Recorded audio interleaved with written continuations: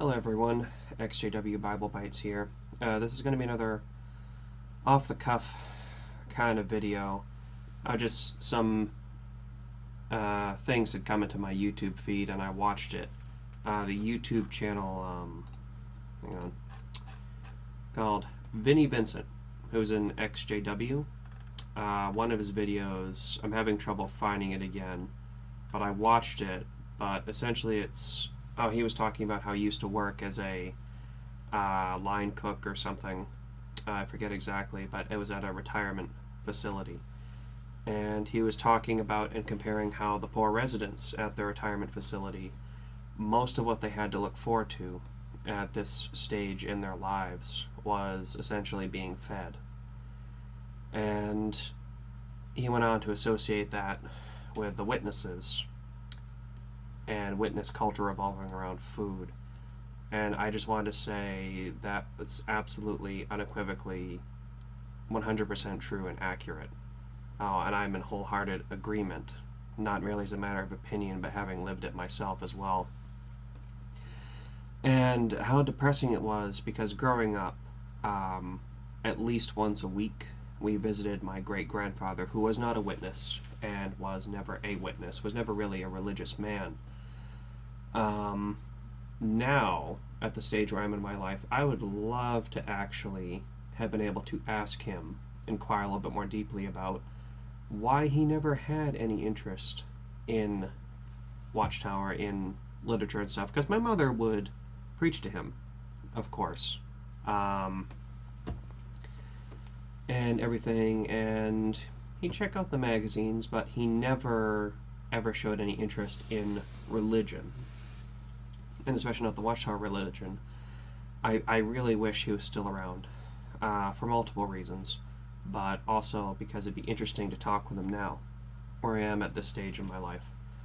But I was just thinking, back on track, we used to visit my great-grandmother, who had Alzheimer's, very advanced Alzheimer's, with my great-grandfather once a week. And of course it was more about him than her at that point, because she was gone, to the best of our knowledge, sadly. But at the retirement facility, a lot of them were dementia or Alzheimer's, but not all of them. I remember she got switched between two different areas. Started off in one, went to another. I forget why. Same company, just a different building. And a lot of the people there, and a lot of the spouses or relatives that did come to visit, like siblings or children, if they came to visit, it's like their lives were so tired and empty. And I just really connected with what he was talking about in that video. It was absolutely true. And just thinking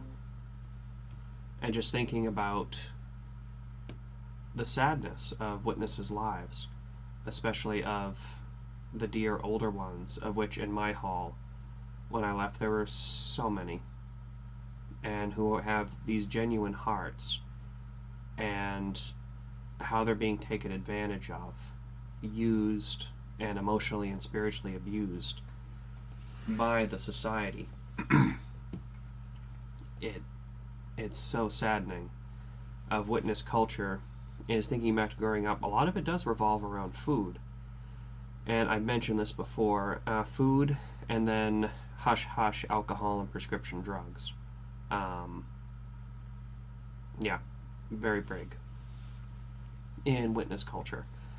But food is something that can be out in the open, and it doesn't seem to matter that, and not trying to be righteous over much, but gluttony is a sin, and a major sin, according, even to what I know, there's a prince over gluttony. But how many witnesses, I'm trying to be tactful here, overeat? And even being in, like, especially pioneering, is like, yeah, it can be difficult. Your life can be busy, and it can be hard to or take effort to figure out how to eat healthy, sometimes the way your schedule's going, it's easier just to pick up a pizza or, get some fast food of some kind. It's like, yeah, but isn't something wrong when you eat a full, like typical Western style breakfast, and then you get a second breakfast at mid-morning break in service, and then you have lunch, and then you get ice cream in the afternoon, and then you pick up takeout to go home, and then after that, who knows? I'm thinking of a few people very specifically that I won't name in my congregation, which, I mean, everyone's responsible for themselves. It's like, at that point, do you really have the right to be complaining about your weight and the pains and the aches and the shortness of breath from, walking up the short hill into the Kingdom Hall at that point, or to be sensitive so much about that stuff? Like, it's something that's entirely in your control at that point, even though they might not feel it that way.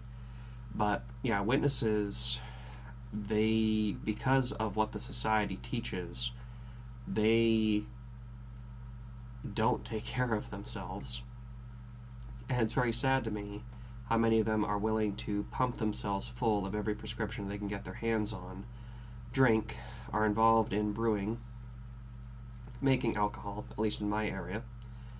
Many of them have like in-house breweries and are very proud of their collections of alcohols and liqueurs and stuff like that, which in a vacuum, I'm not your judge, but someone who's supposed to be, quote unquote, walking on the path of righteousness, a servant of God, to have your life pretty much revolving around these vices, is something's off. The compass is a little bit off at this point. And because, we're in the last days of the final part of the final part of the final part of the last part of the last days, we need money for another facility that's going to be, 7 years to complete. That, you're just going to get a new body. And for me, I never thought like that. I mean, I was always husky growing up, for the most part. I didn't attain, and then I went to another extreme. I had such a low-fat diet, watched my diet so much, and an active lifestyle, that I dropped way too low at 160 pounds for even 6 feet tall. I was like, that's a little low. But, I've had weight issues before in my past, but I took charge of my life. I cut things out, and I made changes to get to where I want to be, just like I'm doing that now. And witnesses, because they're taught that the end is just around the corner, just like our tracts and our videos allowed witnesses to be lazy in the ministry, it allows them to be lazy in the caretaking of their body. Additionally, or they don't take care of their physical body, many of them have not taken care of their finances. And that makes me very sad. I think of the brother that I was primary subcontractor to for a very large contract for a mid-sized company in the area, and he absolutely a corporate man, company man.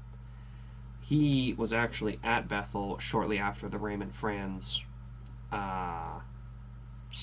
inquisitorial witch hunt and expulsion. Let's use friendly terminology. And he has been through the ringer with issues. Still a company man. Every time, even before I fully woke up, because I never considered myself fully asleep. Even before I fully woke up, just trying to talk to him about stuff that was in the Bible or other things that I researched and stuff, it always circled back to the same thing. Well, what does the insight volume say? Well, if the governing body this, if the governing body said that, if the governing body. So, yeah, he was absolutely a corporate man. Still a good guy.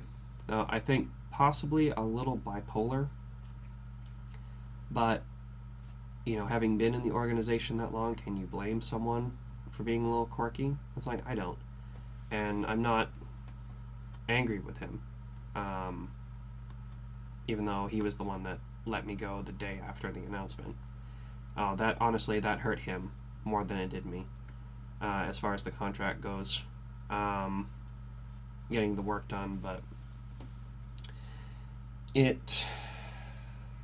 yeah.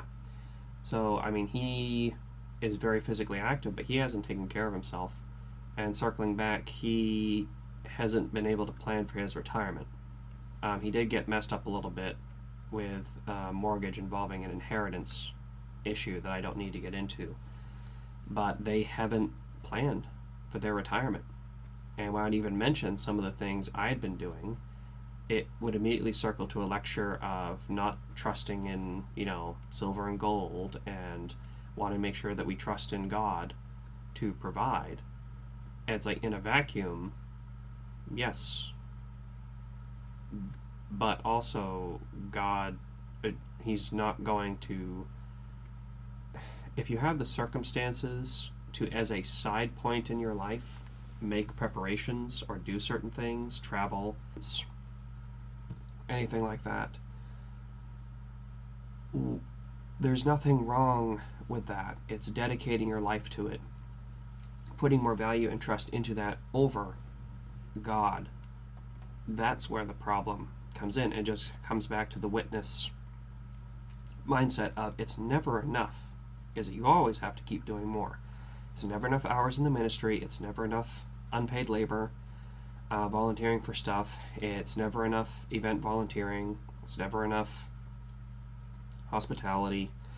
It's never enough donations. It's, more and more and more. Kind of thing, until they've drained it all out of you. And I guess I just want to speak to people that are in and questioning and everything. It's time to get out. I know it's scary, and it's probably gonna suck. I'm not, getting punted to the side by people who supposedly cared about you with that conditional love kind of thing. It's like, yeah, it hurts. But what hurts more is staying in this toxic environment. It's like, do you just leave the bone broken, or do you set it and then you let it heal? And the society is never going to let you heal. They're never going to let you be healthy. And the watchtower is coming down, and now is really the time to make your stand. I think. Anyway, they've really, just like they can't go back on the blood issue, they've made some statements and stands and push for things they're not going to be able to go back on, when the truth of many people like myself, of what we researched, what we know, and what we've been seeing as that continues to get published, of the realities of certain things, when the society's manipulation of what's going on over in Europe, we'll say, when that manipulation blows over and it doesn't end up with their interpretation of Armageddon and the last days finally coming to a close and everything, and it's more delayed prophecy, more time going by when the overlapping generations thing is running out, and it still doesn't come to pass, if they don't finally go away, I'm sure there will be some hardcore group of indoctrinated that'll stick around in some way. But the organization as it has existed, I think, is on life support. at this point, the growth rate doesn't even equal the death rates in the society, according to what I know at the moment. I don't have the references available on hand, but it's time to go. Just like every single prophecy that they've passed, there's been a massive purge and exodus that they manipulate into being God cleansing everything. It's going to happen again, but I think this one is going to be, just like I feel 2022 is the great exodus for a lot of things, I think there's going to be a great exodus out of the Watchtower Society. And now is the time to pick a side. It's not after the dust has cleared, when you can feel safe about it. Now is the time. That's how I feel about it. Yeah, so that was just a brief video I wanted to make today. I do plan, next video to come out is going to be Treasures with 1 Samuel 14. I've been kind of busy with some other stuff over the last few days. I do plan on getting that out shortly. And then probably a review of First Enoch, I believe it's called, which is the one I've read once or twice. That's going through that and studying it. I've also recently acquired some other lost literature, including stuff that's not associated with the Bible, or it's pagan in origin, was suppressed for a long time. And reading through it, I've got to think about if I want to do a video on it. Yeah, for reasons. Other than that, I hope you're all having a good day. Hang in there.